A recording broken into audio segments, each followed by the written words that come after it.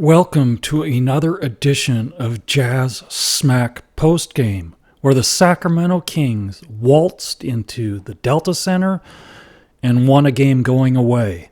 However, Walker Kessler was awesome again, and let's talk about it. Jazz Smack, your source for information and analysis about the Utah Jazz and NBA basketball.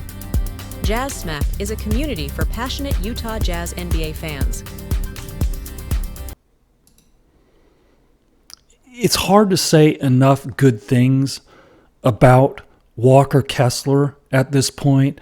I mean, he has progressed so much since the time that he was drafted, and his impact on both sides of the court is just absolutely tremendous. And he is becoming an indispensable piece for the Jazz moving forward.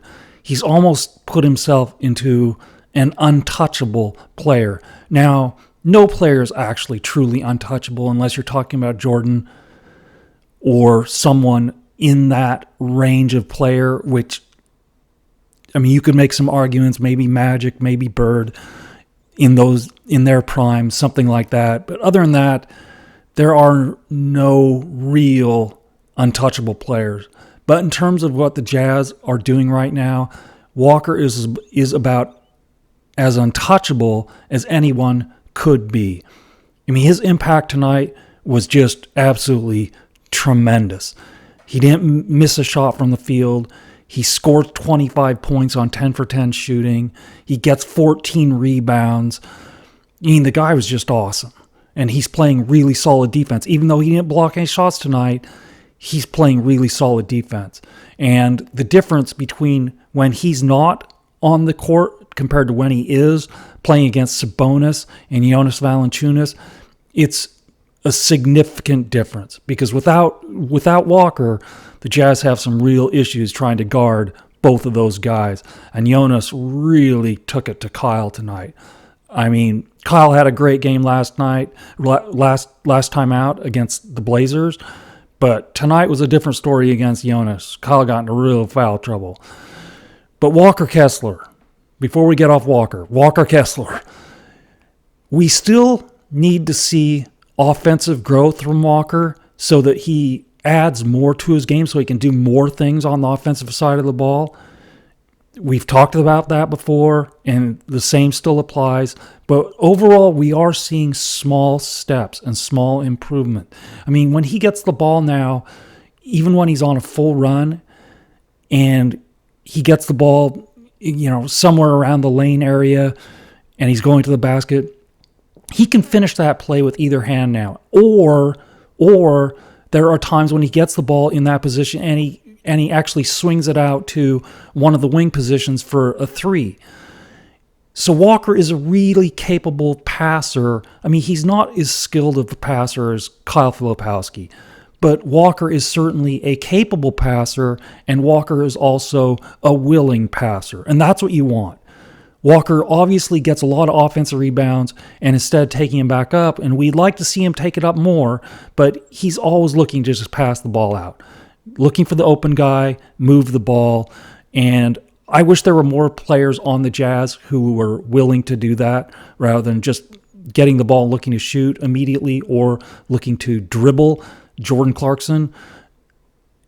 We would be much better off if there were more people on the Jazz, more players on the Jazz, just looking to make their teammates better by passing the ball willingly. And Walker certainly does that. He gets the ball. If he doesn't have an immediate shot right around the basket, he's typically looking to just swing the ball. He's not looking to hold the ball. So Walker was absolutely magnificent tonight, and he was certainly the standout player in this game from the Jazz perspective. And without him, the Jazz would have lost by 35. But fortunately, he did play, and he played some significant minutes, and Kyle tried to fill in admirably as his backup, but it was a really difficult night for Kyle. And I mean, after playing so well against the Blazers, he came in tonight and he has to play the center spot in a backup position, and he's matched up against primarily Jonas Valanciunas. And Jonas Valanciunas is one of the most physical guys in the entire league. The guy is an absolute bull when he gets the ball anywhere around the paint, and he just absolutely annihilated Kyle tonight.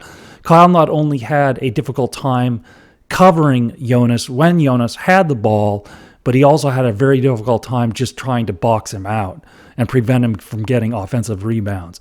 So it was just a long night for Kyle. I mean, Kyle finished with, he only played 14 minutes and he ended up with 5 fouls. And that was primarily as a result of just trying to contend with the physicality of Jonas Valanciunas and obviously Sabonis as well. So anyway, let's take a look at the box score tonight and see exactly what did take place, because as bright a spot as Walker was in this game, and there were some other bright spots too, including Bryce and KJ Martin, and Kyle played reasonably well other than not being able to contend with the physicality of the bigs, but he shot the ball reasonably well, and he also had 3 assists in those limited 14 minutes. So there were some really good positives tonight. But on the other hand, from a fan perspective, just looking at this, and not just me specifically, but anybody who is really interested in the Jazz development for the purpose of trying to maximize the franchise's wins moving forward in the hopes of contending for a title somewhere down the road, a few years down the road. Jordan Clarkson. I still don't understand where we are with Jordan Clarkson, and it's just so frustrating sitting through this over and over and over and over. At some point, Ainge and or Zanuck needs to pull the plug. I mean, Jordan's an awesome guy. Nobody's arguing that.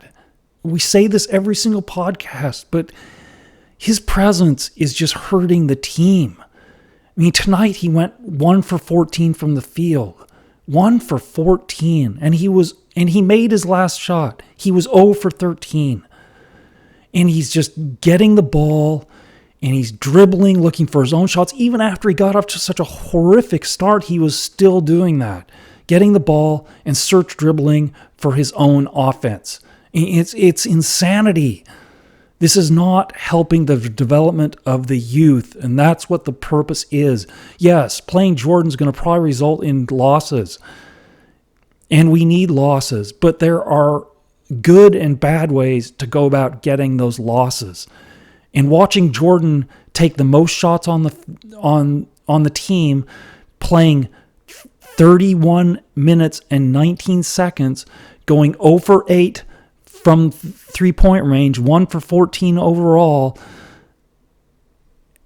It's just not the way forward for the Jazz. This is not how you maximize the value of the remaining games in terms of player development. It's just not. Jordan has some really bad habits, and playing him right now is not what we should be doing. It just isn't. So hopefully, and I keep saying this, hopefully he actually sits most of the rest of the games. Whatever it takes, he just needs to sit. That's all there is to it. Awesome guy, but he shouldn't be playing any more for the Jazz. Just end of story. So Jordan did take the 14 field goal attempts, and that was the most on the team. The second most, Keontae George, and he shot 4 for 12. Again, he's struggling shooting the ball this year. He's shooting somewhere around 40%, maybe a little under now. He's really struggling shooting the ball. And to Keontae's credit, he did go 3 for 8 from 3, and he did have 5 assists and 4 rebounds, 3 turnovers, and 1 block. So he is doing some other things in some other areas, and Keontae is certainly passing the ball better now than he has at any point the earlier part of this year or last year. I mean, he's certainly seeing the ball, certainly seeing the court better and understanding where, and has a better understanding of where his teammates are going to be when he is handling the ball, so that he has an opportunity to actually deliver the ball to where the teammates are spread around the three-point line. I mean, most of his assists are coming on lobs and passing the ball to guys on the three-point line. I mean, those are the bulk of his assist numbers. That's where they're coming from. But he is doing that. He's just really struggling shooting the ball from the field still, and yet, again, he had the second most field goal attempts on the team at 12. And it is frustrating. Between he and Clarkson, they went 5 for 26 from the field. I mean, that's really, really difficult. And those are the two guards that played the most on the team. And that's just a really difficult situation. So that it is what it is. But anyway, let's go on to Cody really struggled tonight. Again, I mean, he struggled in the past, and then he's had some good games. But tonight, he did have some struggles. And he shot 1 for 7 from the field, only 2 rebounds, no assists, no steals. So tonight was, again, not one of Cody's best games, but we know that he's working through and trying to improve. I don't really have. I think when Cody struggles, it's fine. He's not playing big minutes. He only played 18 minutes. So, yes, he's going to have some struggles, and he's going to have more struggles. And hopefully he still gets time in the G League. I mean, all of that is very true, and all of that is probably likely. But it is what it is. I mean, he's a rookie, and he has a lot of development ahead of him. And we need to see progress in this offseason still with him, and hopefully we will see that. Kyle, after that great game he played against Portland, I mean, you can say this was really let down because he had so few minutes and he had 5 fouls. And obviously, if he would have played more minutes, he would have fouled out, more than likely. But he's shooting the ball so well from up top. I mean, again, he went 3 for 5 from the field, but 3 for 4 on 3. Those are just, he's just shooting the ball so well with such confidence right now. I mean, it's so exciting to see. And his mechanics, like we said, they said that he's been working on some small tweaks to his mechanics, and apparently that's a really difficult thing to do during the season for anyone who hasn't worked extensively on their shooting mechanics. Doing it during a season rather than the off season, that's a really difficult task because you're going to end up with some real struggles in some games along the way just because you're trying to figure out your mechanics of, trying to transition from the way you've always shot it to the way you're supposed to be shooting it now. And that's a really difficult transition to do during an actual season. So more power to him. Obviously, he's treating this year as a total development year, which he should be doing. And so I think that the coaching staff, along with Kyle, decided that, even if he has some struggles through this year as a result of his trying to tweak his mechanics, so be it. But in all honesty, Kyle's mechanics weren't horrible. I mean, Isaiah Collier really needs some really significant structural things to do with his shot. I mean, there are some things that he was really, really not doing well when I saw him play at USC, and he certainly has improved, but he's going to need a lot more work this offseason on tweaking his mechanics than obviously Kyle ever needed. So, Kyle's in a pretty good place. Isaiah Collier, on the other hand, he needs some work. But in defense of Collier, again, he shot the ball really well tonight too. He was 3 for 6 in his 26 minutes of play. He's 3 for 6 from the field, 2 for 4 from 3. Yeah, he only made 1 of 4 free throws, and he passed the ball really well tonight too. 7 assists, no turnovers, 2 steals. I mean, he had a really solid game. It's just too bad they didn't get more minutes. And he certainly, as a defender, when just talking about the guards on this team, as a defender, Isaiah Collier is certainly a better defender than Keontae and Jordan. I mean, he's physical, he's tough, he's hard-nosed, and he will get after it much more so than Jordan or Keontae.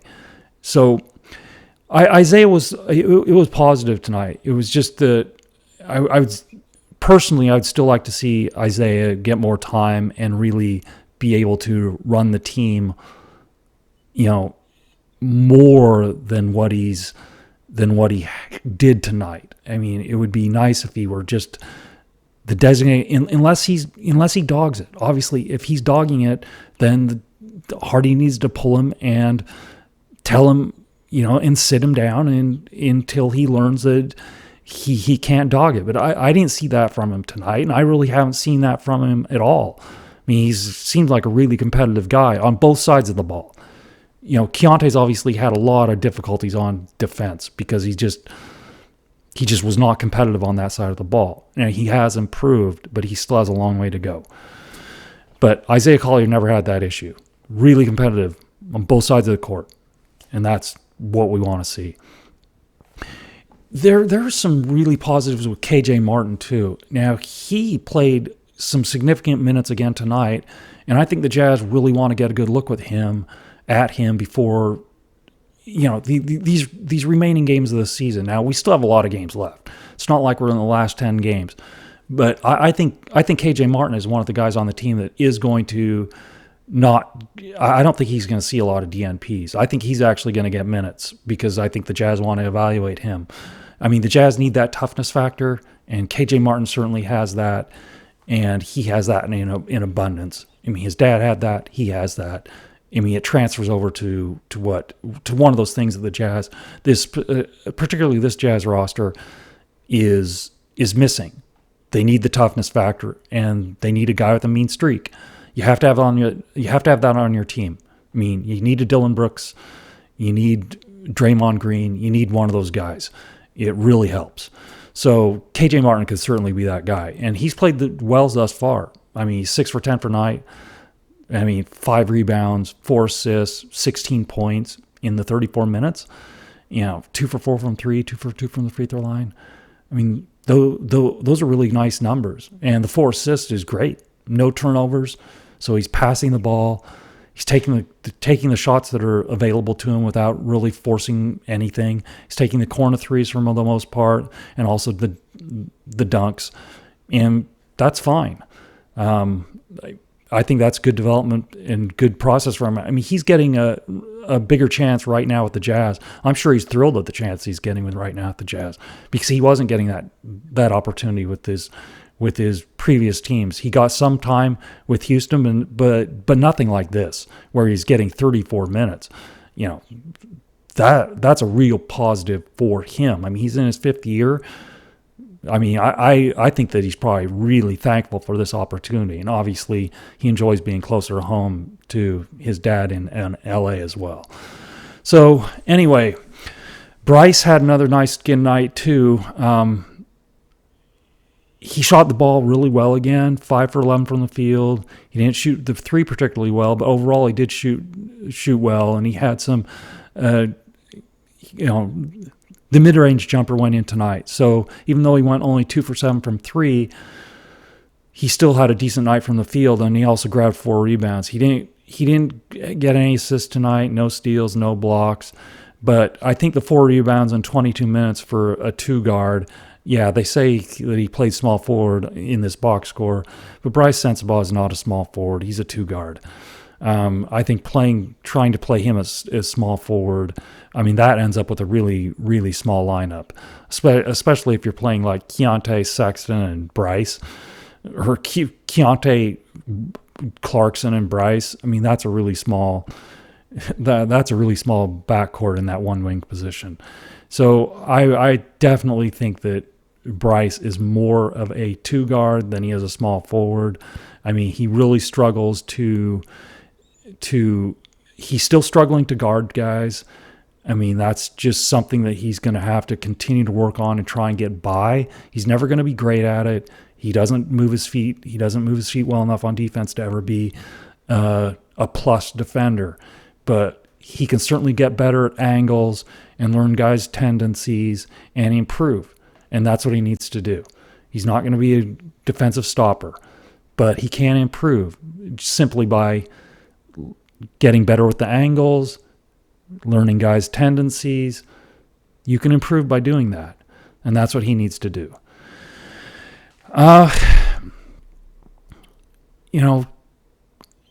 not sure how much time that Jaden Springer is actually ever going to get with the Jazz. I think that the franchise is probably more interested in getting a look at KJ Martin. I think we can see that from just the time that KJ is now receiving on the court, that KJ is getting preference over Jaden at this point. And I would agree with that based on what I've seen. Now, I haven't seen either one of these guys extensively. I mean, both of these guys playing with the Jazz is the most minutes that I've seen either one of them ever play. But at this point, I think certainly KJ Martin is ahead of Jaden Springer on the depth chart. But I think that the Jazz obviously still want to get a look at Jaden Springer and see what that guy's about. I mean, obviously Ainge has some previous knowledge of this person, and so we'll see what happens with that. I just don't foresee him getting a huge minutes with the Jazz at any point. I don't think he's going to be logging 30-minute games. I think he's going to be playing spot minutes from here until the end of the season, and probably will receive more DNPs. And it's just the way that it goes. I mean, Svi had a DNP tonight, and obviously Colin still didn't play. I would assume that Colin will start playing fairly soon, and hopefully that the Jordan Clarkson minutes, that Colin replaces Jordan Clarkson in the lineup, because I think we'd all much rather see Colin play rather than Jordan Clarkson, simply because Colin has asset value and Jordan doesn't. Regardless of how Jordan plays, he doesn't have any asset value. You're not going to get any trade assets, any sort of draft capital for Jordan Clarkson. Nobody's going to get draft capital for Jordan Clarkson.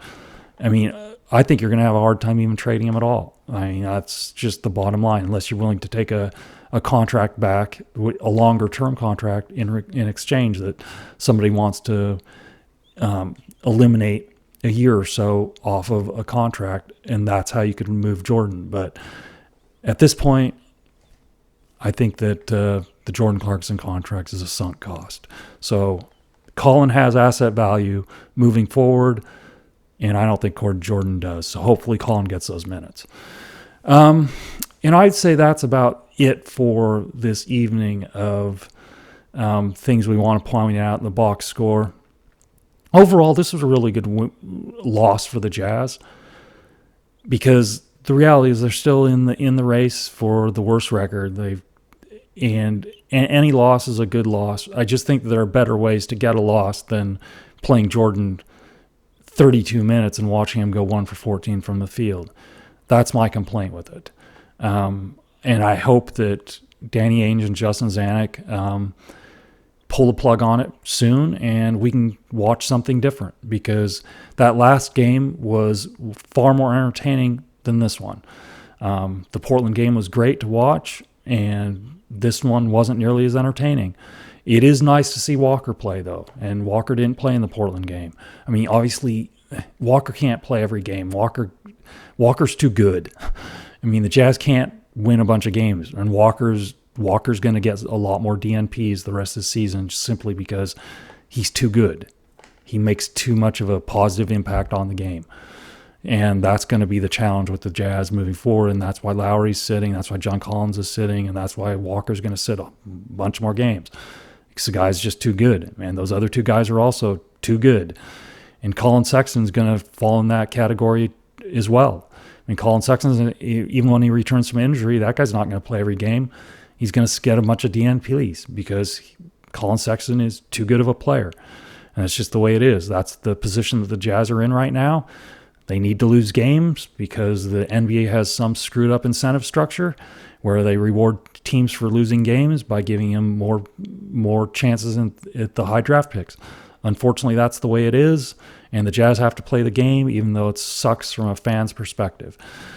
Anyway, we appreciate you tuning in tonight and just going over what took place in this game with the Jazz and the Sacramento Kings.